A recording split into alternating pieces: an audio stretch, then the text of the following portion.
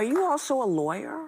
Yeah. I am. So you could conceivably be a great AG if this was... Because, and I say this because your moral core is magnificent. What's happening, everybody? Last night, Patrick Bet David held an election night live stream of his podcast, the PBD podcast.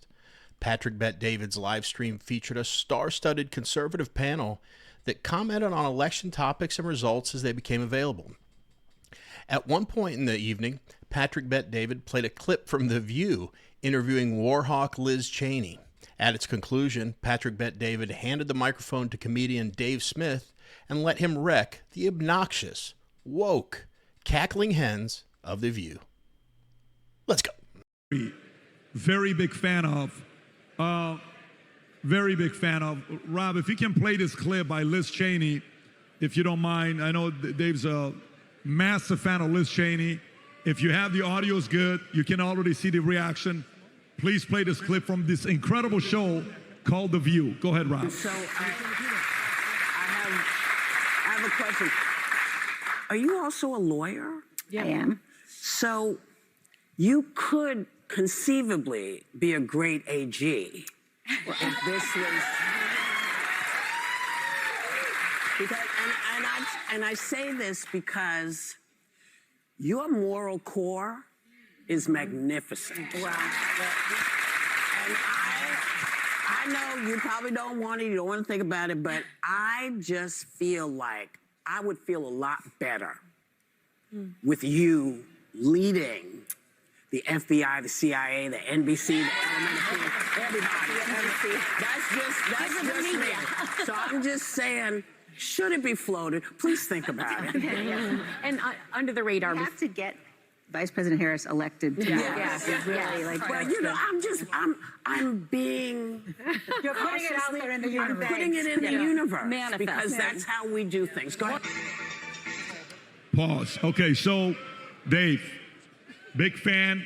Tell us why you like Liz Cheney as much as you do. Well, okay, listen, isn't that enough right there to be like, your side deserves to lose forever? I mean, just that. Listen, first of all, Whoopi Goldberg talking about your moral compass. Did any of you guys ever seen the clip when she defended Roman Polanski? And she literally says what he did wasn't rape. Roman Polanski raped a 13-year-old. And she publicly defended him on the air and said it wasn't rape. It was statutory rape. She's 13. She was 13. Yeah, 13 is considered not Until it's rape your to daughter. Whoopi. So that's, look, man, the Cheneys are your center of your moral compass. The people who are in the business of murdering babies, like that's your and listen, the only thing, by the way, I know it's election day and everyone's just all in for their people, and I understand that. But I just hope if you guys keep this in mind, okay? You know how much you hate Whoopi Goldberg, who's praising Liz Cheney right now? Okay, Liz Cheney is Hillary Clinton, is Nikki Haley, is Mike Pompeo, is all of the neocon warhawks. They're exactly the same.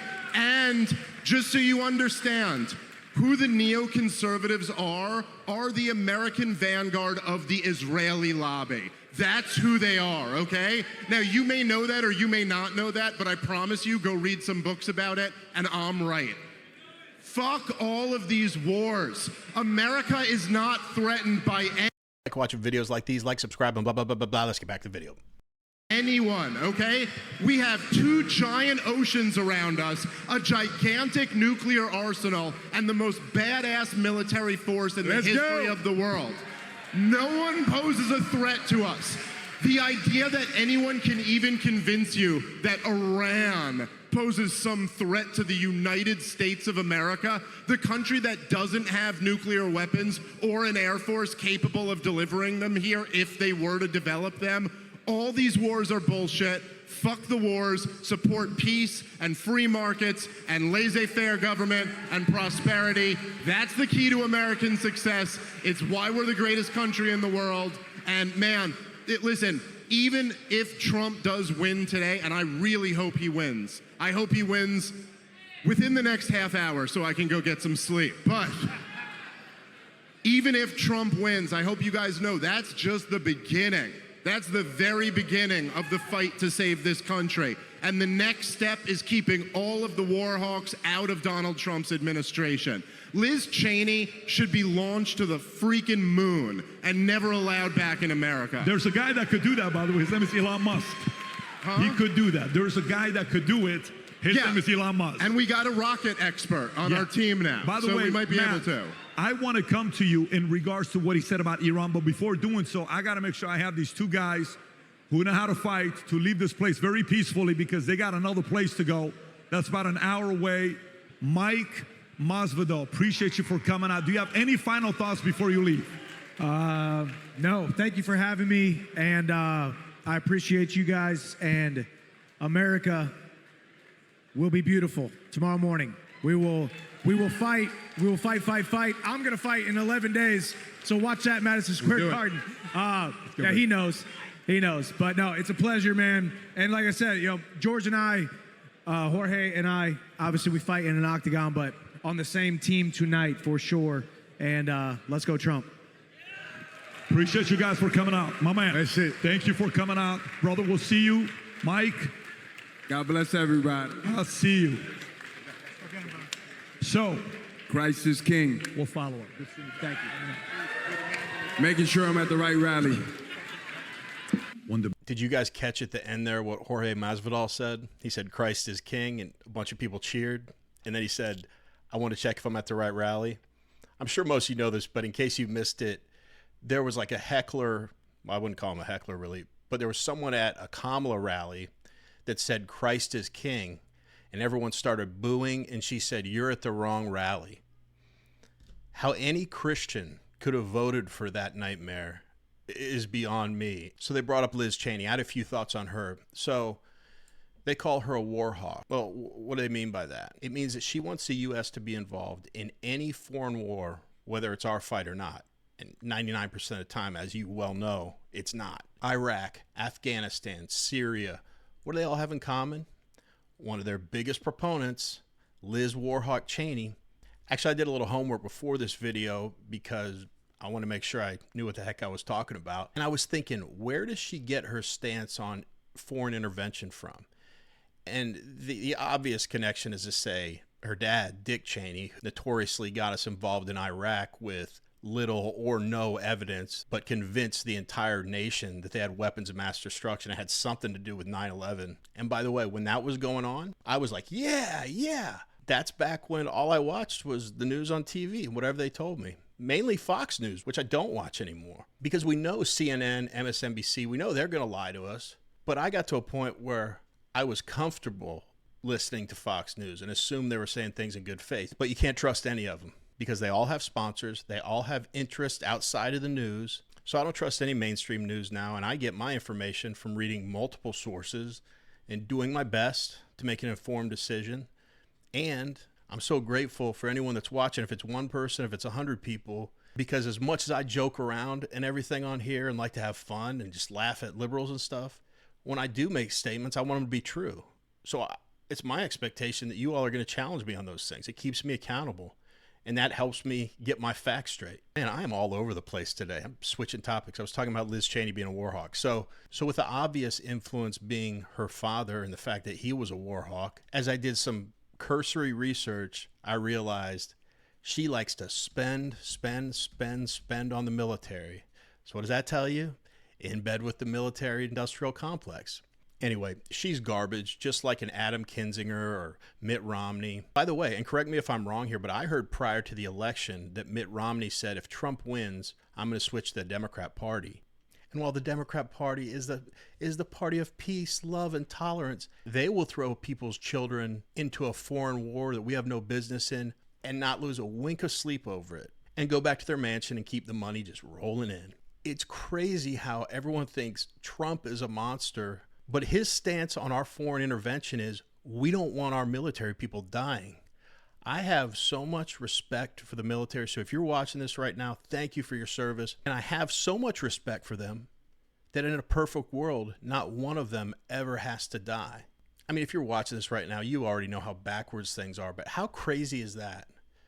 That the party that wants to get out of wars is the one most attacked by the media. So let's say in this fantasy world that I've created, Mitt Romney does switch to the Democratic Party. Think about the trade that we got. Who joined Trump and the Republican Party in recent years? Tulsi Gabbard, RFK Jr., Elon Musk, and Joe Rogan. And I want you to think about your friends or politicians you've seen or stories you've seen of someone switching from one party to the other. And this, again, I'm asking you to correct me if I'm wrong, but in my life, the people that I know that have switched to one party or the other, and politicians or prominent figures that I hear about in the news, it is always the Democrats to the Republicans. So I'm going to use a baseball analogy here. Think about that trade. We're trading out two neocons for, again, Tulsi Gabbard, RFK Jr., Elon Musk, and Joe Rogan. That's like in baseball trading two 40-year-old injured pitchers that have never made it past AAA for each of the last 4 years MVPs. And why do people leave the Democrat Party to come to the Republican Party? The story's the same every time, because the party doesn't look like the one that they grew up with anymore. Because they've taken their twisted ideology so far that these amazing people I just mentioned can't in good conscience support it anymore. So again, this is just my perspective. So if all I'm seeing is Democrats leave to the Republican Party, and then you've got some outliers like Liz Cheney and potentially, let's say, Mitt Romney, that go from Republican Party to the Democrat Party, why? I just talked about why I think you'd come from the Democrat Party to the Republican Party. You'd go to the Democrat Party because there's something in it for you. So what would be in it for Liz Cheney? She got blown out so bad in the last congressional election that she ran in. It was like gross to watch. It was like a bloody UFC fight. So the people don't want her. The Republicans don't want her. So wow, did her values change that much that she went to the Democratic Party? No. She wants to stay relevant and stay a career politician and continue to keep that money funnel going. Why is Mitt Romney threatening to switch? Because he's a neocon. He's used to the old ways. Before Trump came in and shook things up and said, I can't be controlled. They hate that. Because to someone like Mitt Romney, back in the good old days, he could control the people around him and do whatever he wants. And it's all about staying in office, holding on to power, and using that power to get whatever you want. And that's what the Democrat Party is right now. I think there's two types of people in the Democrat Party. There's the people at the top that are power hungry, and it's all about working the system to their benefit. And then the saddest part is there are some really good people that can't see or don't want to see for some reason how they're being bamboozled. I can't tell you how genuinely happy it makes me to see people wake up to how they've been scammed for all this time. And I hope they're upset about it. They should be. They trusted these folks in good faith and got nothing in return. But they gave them everything. They gave them their vote. Anyway, that was a short clip, and I went on some tangents there. But I've noticed the entire day that my mind's been all over the place, and I honestly think it's just out of excitement. Because even though this is just the beginning, and there's tons of work to do, and the good people of this country have to fight every day to keep it resembling the country that we want it to be, but at the same time, we can take a moment, not with bragging or anything, but just smile for a second and say, wow, how cool is that the majority of the country sees what we've seen for a long time. I'm not going to allow myself to be negative. I believe the American people are good people overall. And I think for the most part, we want the same things. But one side continuously pulls a scam on half the country that they fall for. So there's some good people getting caught up in the BS rhetoric and the lies that are spewed to them by the left. So I hope you're with me and you take a moment to enjoy yesterday's victory. And we hope that the people that we're electing, even though there will always be some scumbags in the bunch, for the most part, want the same things that we do and hold the same values that we do. Anyway, that's it for this video. If you like watching dumbasses like the Cackling Hens at The View or Liz Cheney get roasted, click on one of the two videos that just popped up. Otherwise, I really, really appreciate you being here. The end.